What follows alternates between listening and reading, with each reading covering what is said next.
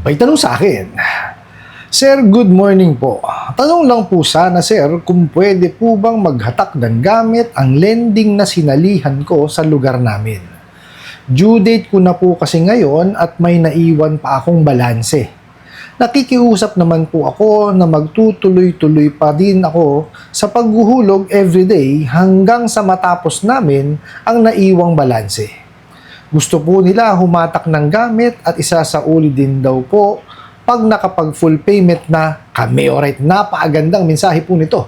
Pero bago ho natin siya sagutin, imbitahan ko ho muna sana kayo o napakisuportahan po sana ang aking mga social media accounts sa YouTube, Facebook, and TikTok. Sa video po natin, alamin po natin kung may karapatan po ba maghatak ng gamit ang lending, no, or ang OLA, no, kung meron pa ho tayong naiwang balanse. Pero bago ho yan, disclaimer po muna, hindi po ako abogado.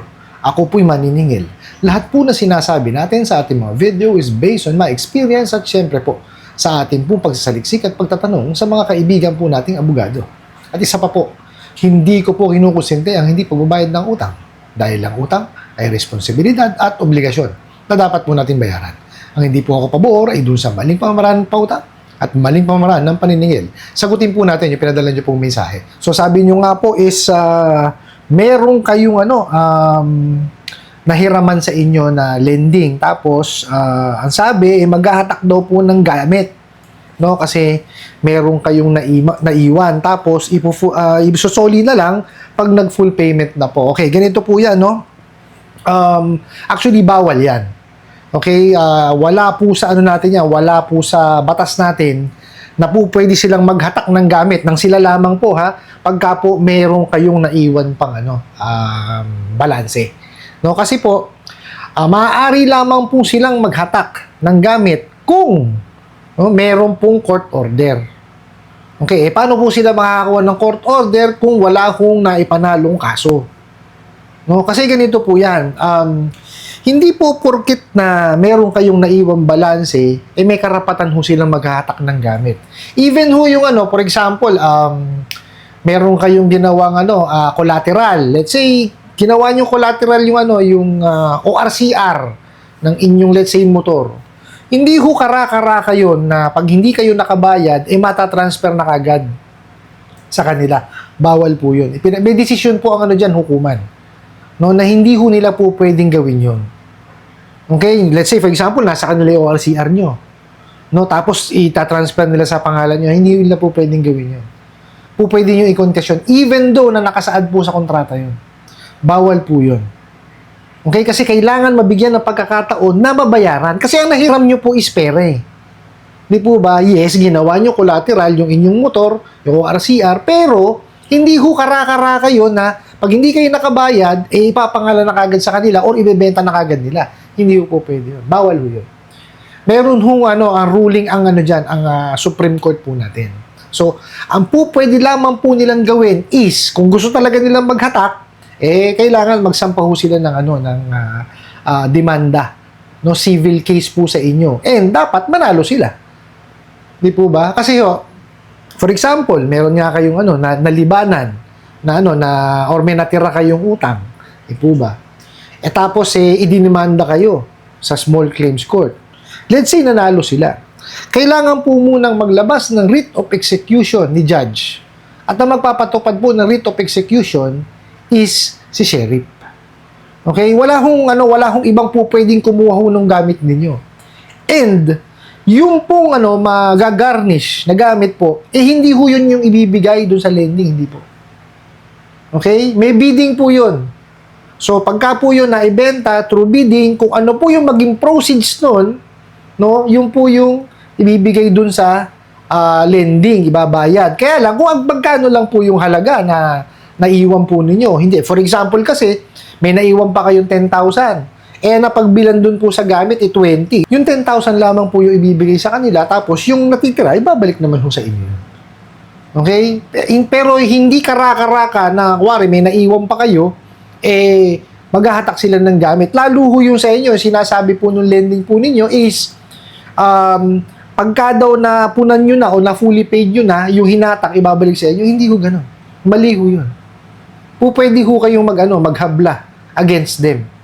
Kasi hindi ho nila po pwedeng ipilit yung gusto nilang gawin. Let's say yes, nakalagay po dun sa kontrata, no, na pagka meron kayong natitira pang balanse, maghahatak. Hindi ho nila po pwedeng yun. Ipatupad yun. Kasi po, may ruling po ang Supreme Court. Mas masusunod po yung ruling ng Supreme Court kesa po dun sa kontrata nila. Kasi mas mataas po ang Supreme Court kesa dun sa nila. Okay po? Tandaan nyo po yan. Kahit po nakasaad yan sa kontrata nila, kung may ruling po sa Supreme Court na bawal yun, hindi ho nila po pwedeng ipatupad yun. Okay? Pagka ho pinilit nila yan, trespassing yun. No, kasi papasok yun, ipipilitin kunin nyo. Trespassing po yun. May criminal liability yun. Po pwede nyo sila ipakulong. Okay, pwede kayo tumawag kagad ng barangay or ng police. No? Kasi bawal ho yun. Hindi ho nila po pwedeng gawin yun. No? Ang maipapayo ko na lamang po sa inyo, kagaya yan, sabi nyo nga po is, maghuhulog pa rin kayo araw-araw hanggang sa matapos.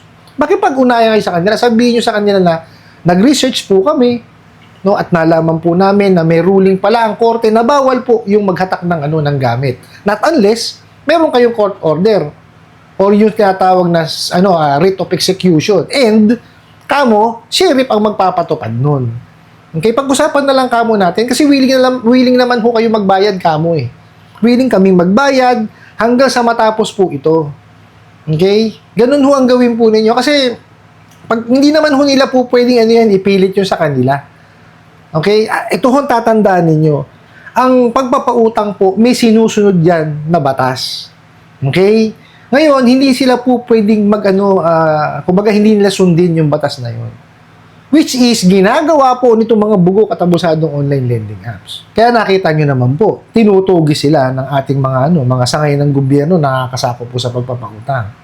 Di po ba? Kaya huwag nyo papaniwalaan yung mga sinasabi nila. And ito po, sasabihin ko sa inyo every time po na tayo'y manghihiram, regardless kung OLA yan, lending, financing, banks, no, lagi nyo pong babasahin yung inyong contract. Kasi po, baka may mga provisions doon na hindi kayo, kumbaga, sumasang-ayon. Ito po tandaan nyo na nung nawala po yung ating usury law, okay, binigyan po kumbaga, pagkakataon, no, yung mga nagpapautang at nangungutang na magkaroon ng kasunduan. Pag sinabing kasunduan, pabor yung nagpautang at pabor yung nangungutang. Yun ho ang kasunduan. Ngayon, kung meron provision dun sa contract na sa tingin ninyo, hindi pabor sa inyo, questionin nyo po. Itanong nyo sa kanila, bakit meron ganito?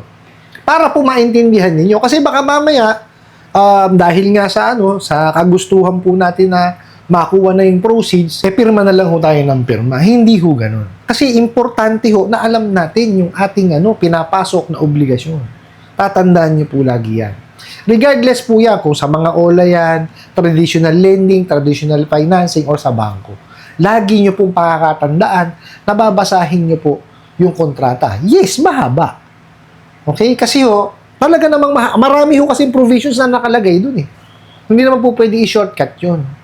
No? So, bago nyo i-affix yung inyong signature, make it a point, no, na naintindihan nyo po yung kontratang pinipirmahan po ninyo. Magtanong ho kayo, hindi naman ho masamang magtanong eh. Hindi ho ba? O kagaya nun, kung nakalagay dun sa sa contract ninyo na po pwede silang maghatak, ibig sabihin, papatupad na lang nila. Kasi hindi nyo ho binasa. Di po ba? Naalaman nyo na lang na po pwede silang maghatak, no? Or manghahatak sila ng gamit kasi nga nakasaad sa kontrata. Which is bawal. Napaano ho tayo, kumbaga, napaswerte kayo kasi nga may ruling ang Supreme Court. Paano kung walang ruling ang Supreme Court? Di po ba? So, may papatupad po nila yun. Yun ho ang bitter truth dyan. Kasi, kung nakasaad po sa kontrata, let's say na pwede silang maghatak, wala naman ruling sa Supreme Court. Ayun lang. Magagawa po nila yon. Kasi laging masusunod yung pinakamataas po. Ang pinakamataas po kasi sa atin, is Supreme Court. Sila po ang nagdidesisyon tungkol diyan. Kaya nga po may nagfa-file ng kaso, di po ba? So sila po ang nasusunod. Basta po may ruling. Meron tayong pagbabasihan, no? Malaging masusunod yun, hindi ho yung kanilang kontrata. Okay, ulitin ko po yung aking abisyo sa inyo, makipag-ugnayan kayo sa kanila. Sabihin nyo na nag-research ako or sumangguni ako sa abogado, which is mas maganda nga yun eh.